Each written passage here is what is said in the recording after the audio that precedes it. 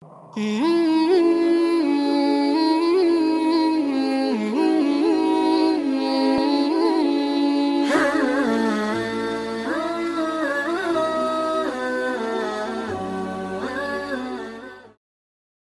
اللہ الرحمن الرحیم نحمده ونصلی علی رسوله الکریم اما بعد۔ معزز ناظرین گرامی، پروگرام اسلام اور تربیت اولاد میں سید الرحمن آپ کے خدمت میں حاضر ہے۔ معزز ناظرین گرامی، اپنے اولاد کے مختلف مصالح کے اعتبار سے انبیاء کے سیرت سے ہمیں کیا کچھ نمونہ ملتا ہے، مثالیں ملتی ہیں، سبق ملتا ہے،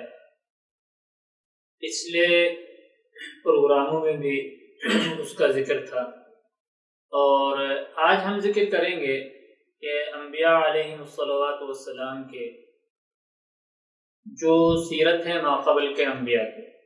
اس میں ہمیں ایک اور چیز خاص طور پر ملتی ہے کہ انبیاء علیہم الصلوات والسلام نے اپنے اولاد کی خوشحالی کے بھی اللہ تعالیٰ سے بہت زیادہ دعائیں کی ہیں، اور یہ بالکل واضح سی بات ہے کہ والدین کی سب سے بڑی خوشی اس میں ہوتی ہے کہ ان کے اولاد کے دینداری کے ساتھ ساتھ ان کے اولاد میں مالی اعتبار سے بھی خوشحالی ہو۔ چنانچہ حضرت ابراہیم علیہ السلام کے حوالے سے قرآن کریم میں اس کا ذکر ملتا ہے کہ جب حضرت ابراہیم علیہ السلام نے اپنے اہلیہ محترمہ حضرت حاجرہ اور حضرت اسماعیل علیہ السلام کو مکہ مکرمہ جب پہنچایا اور انہیں وہاں چھوڑا تو ایک تھیلا کھجور کا دیا۔ کھجور کا تھیلا دینے کے بعد صرف بس اس پہ حضرت ابراہیم نے اکتفا نہیں کیا، بلکہ ابراہیم علیہ السلام نے اس موقع پر ایک خاص دعا مانگی ہے، اور اس دعا کا ذکر قرآن کریم میں ملتا ہے۔ چنانچہ اللہ رب العزت کا ارشاد ہے، حضرت ابراہیم نے اللہ سے دعا کی کہ اے میرے پروردگار، کہ میں اپنے اہل خانے کو جس جگہ پہ چھوڑ کے جا رہا ہوں، جس مقدس مقام پہ چھوڑ کے جا رہا ہوں، تو اس کو تو امن کا گہوارہ بنا۔ اور پھر آگے فرمایا وَارْزُقْ أَهْلَهُ مِنَ الثَّمَرَاتِ مَنْ آمَنَ مِنْهُمْ بِاللَّهِ وَالْيَوْمِ الْآخِرِ، کہ اے میرے مالک، کہ میرے اس بچے کی جو آئندہ نسل، آنے والی جو نسل ہے، فرمایا کہ تو اس کے رزق میں وسعت دے۔ وَارْزُقْ أَهْلَهُ مِنَ الثَّمَرَاتِ، فرمایا کہ پھلوں سے ان کو رزق دے۔ لیکن یہ خاص قید حضرت ابراہیم نے اس دعا میں لگائی ہے، من آمن منہم باللہ والیوم الآخر، کہ خصوصی طور پر میرے مالک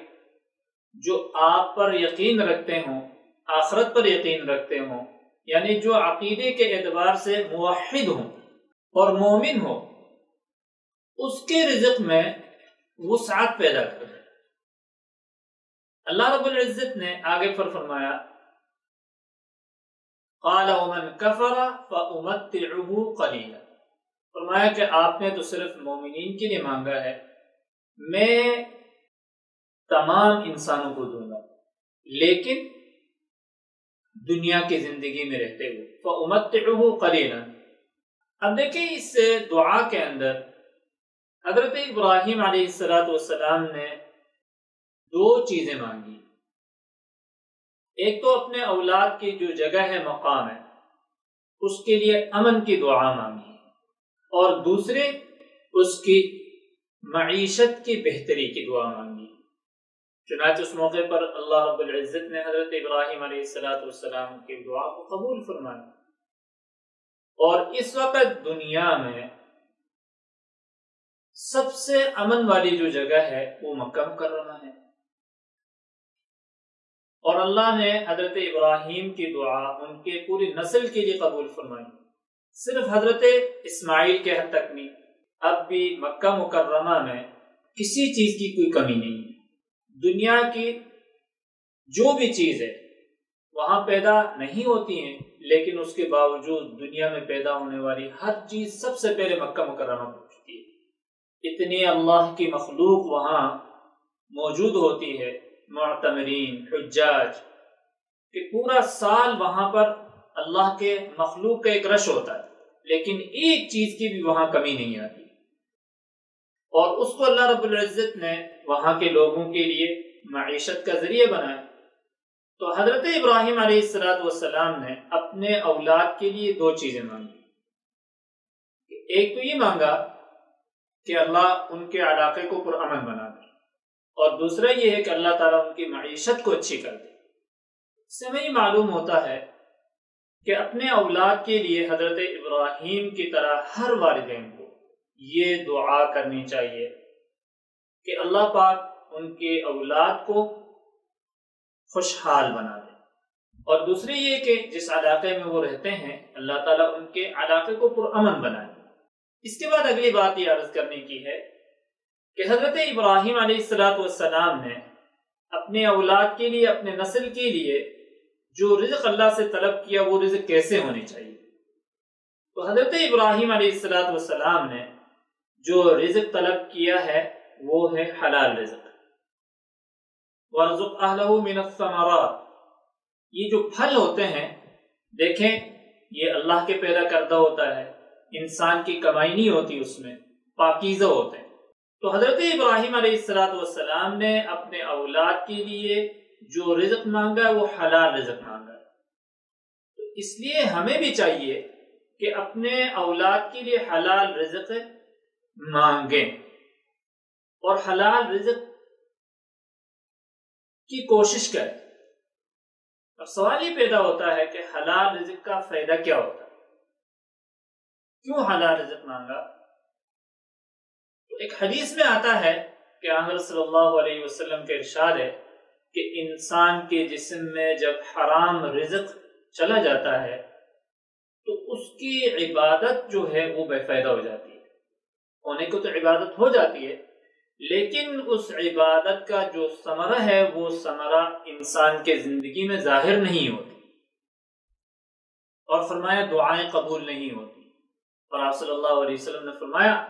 کہ لوگ بے احتیاطی کرتے ہیں، حرام کھاتے ہیں، حرام کھلاتے ہیں، حرام کی کمائی سے پہنتے ہیں، اور فرمایا کہ پھر لمبی لمبی نمازیں پڑھتے ہیں اور دعائیں اٹھا کے ہاتھ کو بلند کر کے کہتے ہیں کہ یا اللہ تو یہ کر دے، یہ کر دے۔ فرمایا مأکلہ حرام ومشربہ حرام، کہ کھانا بھی حرام، پینا بھی حرام، پہنا ہوا کپڑا بھی حرام کا ہوتا ہے۔ فرمایا پھر دعائیں کہاں سے قبول ہوں گی؟ تو دعاؤں کی قبولیت کی جو بنیادی شرط ہے میرے محترم ناظرین گرامی، وہ ہے حلال، کہ حلال رزق کمانا، اپنے بچوں کو حلال کھلانا۔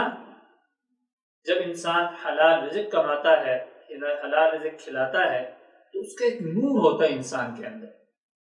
اور پھر وہ نور انسان میں عبادت کی طاقت پیدا کرتا ہے، اور عبادت کا شوق اس سے پیدا ہوتا ہے۔ اور ایک حرام کا قطرہ بھی آ جاتا ہے تو انسان کے اندر پائے جانے والا جو روحانی ایک جذبہ ہوتا ہے وہ خراب ہو جاتا ہے، اور اس کے خراب ہونے کی وجہ سے انسان کی عبادت ہی خراب ہو جاتا ہے۔ تو خلاصہ یہ ہے کہ اپنے اولاد کے لیے دو چیزوں کی دعا کرنی چاہیے والدین کو، اور وہ کیا ہے؟ رب اجعل هذا البلد آمنا وارزق اہلہ من الثمرات، کہ ایک یہ ہے کہ جس علاقے میں اولاد رہتی ہے تو امن اور سلامتی کی دعا کرے کہ اللہ تعالیٰ وہاں فتنوں کو اور شر اور فساد سے ان کے بچوں کو اور ان کے بچوں کے علاقے کو محفوظ کرے، اور دوسری یہ ہے کہ ان کی اچھی معیشت کی دعا کرنی چاہیے، کیونکہ اللہ رب العزت والدین کی دعا کو سنتا ہے، قبول کرتا ہے۔ تو اپنے دعاؤں میں اپنے بچوں کو کبھی بھی نہیں بھولنے چاہیے۔ السلام علیکم ورحمۃ اللہ وبرکاتہ۔